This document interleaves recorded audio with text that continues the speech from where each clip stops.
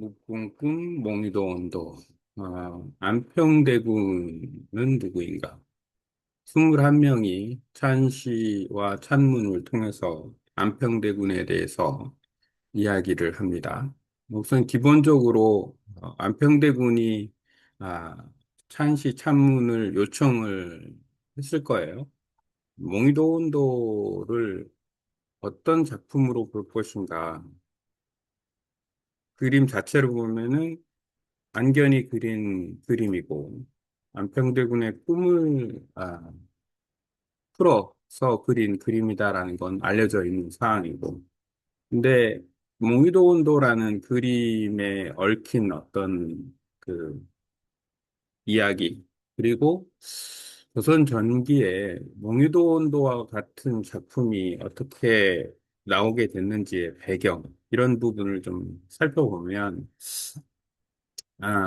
아주 다양한 이야기를 할 수 있다. 우선 21명의 찬시 찬문을 쓴 집현전 학사, 그 다음에 고위 관료, 문사들에 대한 이야기를 처음에 했는데, 아, 세종 29년에 상당히 발전된 시문화 또는 정점을 찍은 그 조선 전기 어떤 문단을 보여주는 아주 중요한 작품 중에 하나이다.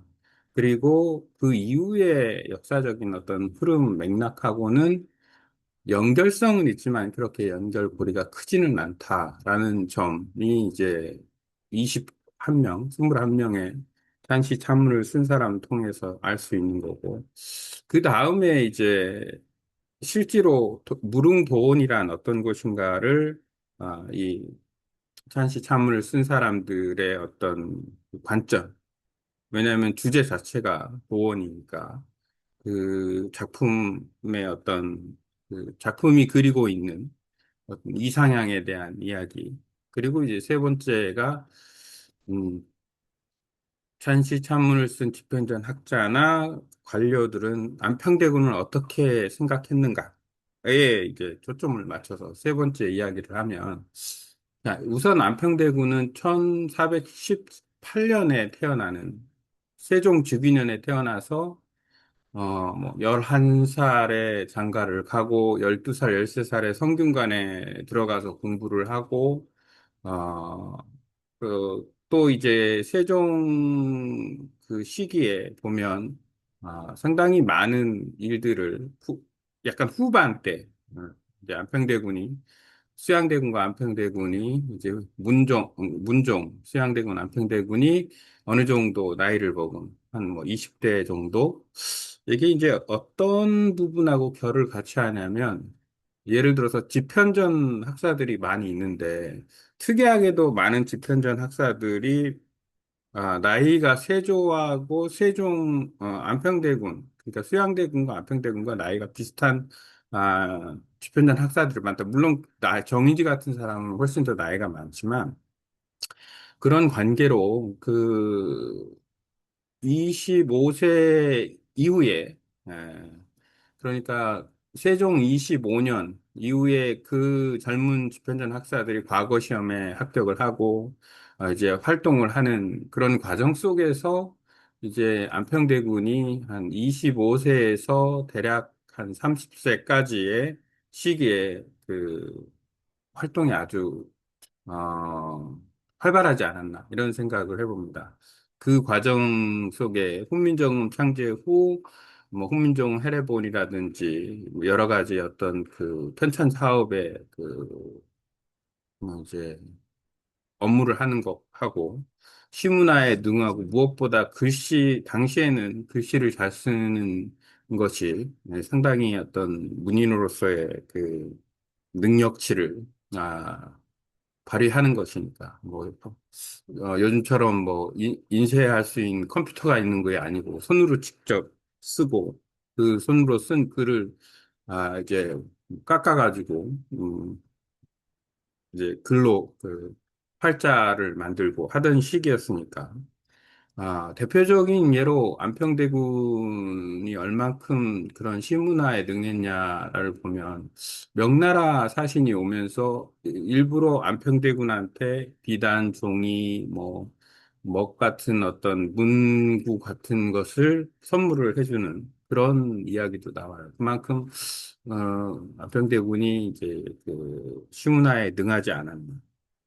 이제 핵심으로 와서 21명. 우선 집현전 학사들이 안평대군을 보는 것은 조금 더 수평적으로 본다라는 느낌이 들어요. 일단은 대군이라는 것, 임금의 아들이라는 점에 대한 존경 또는 위치 이런 부분은 분명히 가지고 있으면서도 어, 그 어느 정도는 동년배의 어떤 그런 느낌으로 조금 학문을 좀 대등하게 논하려고 하는 그런 느낌을 가지고 좀 이야기를 하고 있다. 특히나 안평대군의 그 비해당 또는 매주컨, 그다음에 단국어사 이런 호나